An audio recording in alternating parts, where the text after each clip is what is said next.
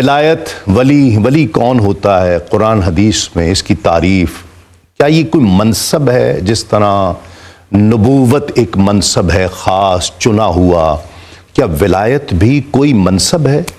بسم اللہ والحمد للہ والصلاة والسلام علی رسول اللہ۔ دیکھیے، اللہ تبارک و تعالیٰ نے 4 انعام یافتہ طبقات کا ذکر کیا، ٹھیک ہے، اور وہی 4 انعام یافتہ طبقات صراط مستقیم کا معیار ٹھہرے۔ سبحان اللہ۔ صراط الذین انعمت علیہم، اب ان کو پھر کیٹیگرائز کیا، فرمایا وَمَن يُطِعِ اللَّهَ وَالرَّسُولَ فَأُولَٰئِكَ مَعَ الَّذِينَ أَنْعَمَ اللَّهُ عَلَيْهِم مِّنَ النَّبِيِّينَ وَالصِّدِّيقِينَ وَالشُّهَدَاءِ وَالصَّالِحِينَ۔ ٹھیک ہے، پہلے نمبر پر نبی، پھر صدیق، پھر شہید، پھر ولی۔ تو یہ چوتھے نمبر پر اولیاء اللہ کا تذکرہ کر کے یہ بتایا کہ اللہ کے ہاں یہ بہت بڑا اعزاز، اللہ کی بارگاہ میں یہ بہت بڑا شرف جو اللہ اپنے کسی بندے کو عطا فرماتا ہے جب اس کی عبادت اور ریاضت اور اس کی بندگی سے راضی ہوتا ہے۔ ٹھیک ہے، ٹھیک، نبوت کسبی نہیں ہوتی، ٹھیک ہے، یہ تو عطا ہے، وہ صرف وحبی ہے اللہ کی عطا سے۔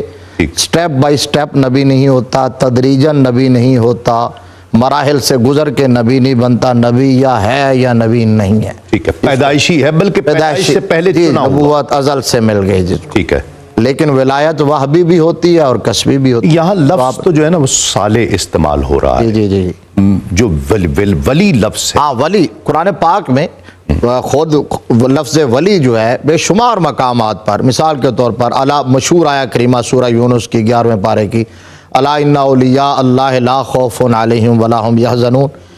اب اللہ کے ولیوں کی یہ شان بیان ہوئی کہ اللہ کے ولی وہ ہوتے ہیں جن پر کوئی خوف نہیں اور نہ وہ غمزدہ ہوں گے۔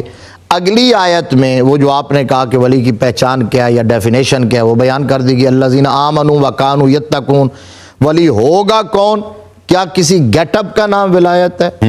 کسی پیراہن کا نام ولایت ہے؟ کسی ایکسرسائز کا نام ولایت ہے؟ کہا نہیں، ولایت کی پہچان، ولایت کا معیار سب سے پہلے ایمان ہے اور اس کے بعد تقوی ہے۔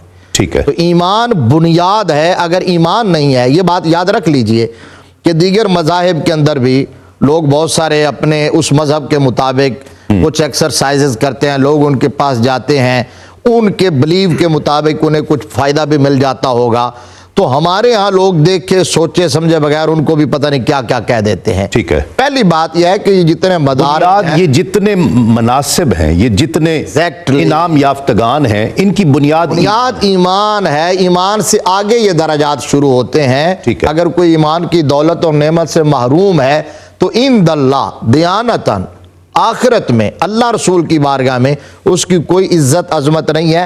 اپریسیشن دنیا میں کسی کام کی ہو سکتی ہے، کافر کے کام کی بھی، لیکن یہ جو عزت ہے وہ ایمان پر بیس کرتی ہے۔ ایمان سے آگے پھر تقوی ہے، اسی کو صالحیت کہا گیا، اسی کو احسان کہا گیا قرآن میں، ٹھیک ہے، اسی کو اخلاص کہا گیا، اسی کو استقامت کہا گیا ہے، اور اسی کو تقوی اور تقوی کا جو متصل چیزیں مبادیات ہیں وہ ساری یہ ولی کی خصوصیات ہیں کہ اس کے ہاں صالحیت بھی ہے، تقوی بھی ہے، اور احسان ہو، اور اخلاص ہو، اور استقامت ہو، یہ چیزیں۔